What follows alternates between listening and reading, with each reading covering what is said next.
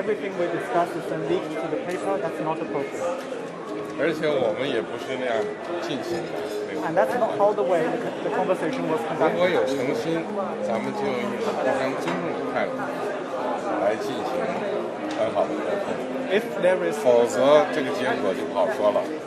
if In there is Canada, we sincerity believe on in your part, free and open and frank dialogue, and that is what we will continue to have. We will continue to look to work constructively together, but there will be things we will disagree on, and we will have 有 to 些可以 continue. 建设性，但是创造条件，创造条件。 Let's create the conditions first. 好，好。我觉得。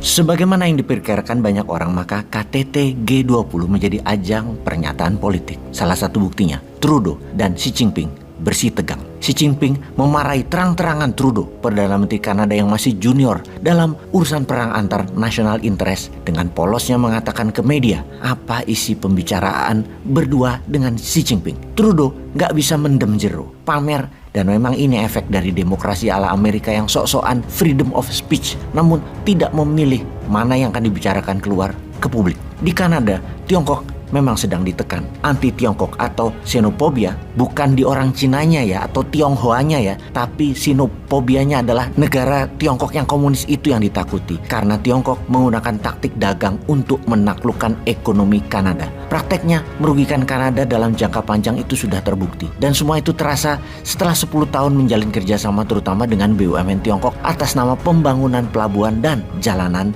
atau infrastruktur. Kanada secara dagang, defisit neraca perdagangan dengan Tiongkok itu melebar jauh setiap tahunnya. Kata-kata merugi sebuah negara dalam jangka panjang berhubungan dengan Tiongkok terasa sekali di negara-negara ekonomi bawah atau negara berkembang. Memang di awalnya terlihat menguntungkan dan Tiongkok terlihat lebih baik. Ada pembangunan di negara yang dibantunya tersebut. Namun siapapun kalau dagang gak mau rugi dan mau untung besar. Kalau Amerika itu memang bukan negara dagang, mereka negara koboi. Ambil cepat, nggak nurut, tantang duel, tembak, dor, selesai. Amerika itu perampok. Kalau Tiongkok strateginya lebih soft power, nggak kerasa di masyarakat, bahkan terlihat bermanfaat. Namun sumber daya alam habis aja dikasih mereka 10 tahun apa aja, mereka brutal menyedotnya. Itu Tiongkok. Kalau Indonesia tidak ada sumber daya alam, mana mungkin Xi Jinping sering datang ke Indonesia. Anggap Indonesia itu negara Fiji atau Solomon Island di selatan Pasifik, dilirik juga kagak. Nggak ada lah yang namanya makan gratis itu. Walau Indonesia harus melanggar pasal 33, nggak apa-apa itu bagi pejabatnya ya, karena biar terlihat membangun oleh rakyat. Mengapa pasal 33 dilanggar? Karena sesungguhnya kelolaan atas SDA atau sumber daya alam bukan oleh swasta atau asing, di mana saat ini diberikan 100% atas isi tanah air tersebut. Harusnya tanah air Indonesia yang diperjuangkan oleh para pahlawan itu dengan tumpah darah tidak boleh dikuasai 100% penuh. Namun ibarat hotel, gedungnya punya kita, namun operatornya boleh pilih Hyatt, Kempinski, Four Seasons, apapun itu. Mereka dibayar per tonase jasa mereka kalau itu tambang. Mereka tidak boleh menjaminkan aset hotel tersebut untuk biaya operasi. Tidak boleh. Mereka hanya jasa dan dibayar jasa. Jadi semua tambang milik negara. Pengusahanya hanyalah jasa pengambilan dan pengolahan. Hanya dibayar fee. Dan hasil akhir 100% milik Indonesia.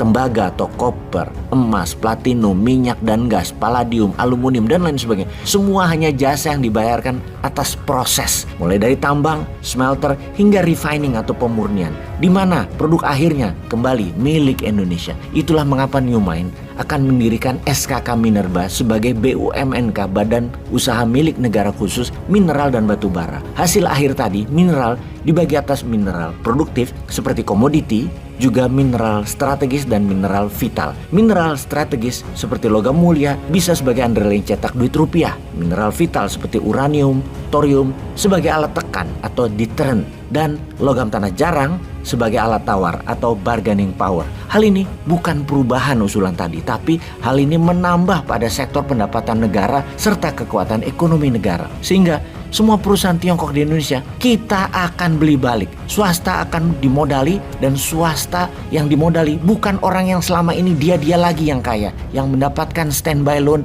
dari printing money. Orang baru. Tetapi sekali lagi, orang baru, manusia Indonesia baru yang nasionalis, di mana dalam 10 tahun ke depan Indonesia kita akan membuat 100 triliuner atau 100 bilioner baru di Indonesia. Kita akan paksa semua investor tambang asing melepas saham mayoritasnya dan dibeli walau harga 2 kali lipat nilai investasi awalnya. Uang yang dicetak itu punya 2 jaminan. 1, precious metal, 2, proyeknya. Bayar pakai rupiah investasi tersebut. Seperti Rusia, membeli gas dan minyak Rusia pakai rubel. Nanti Indonesia juga sama. Beli mineral Indonesia, bayar pakai rupiah. Ada yang mau daftar, para sahabat nasionalis yang mau mendapatkan pre-approved loan tanpa bunga tersebut?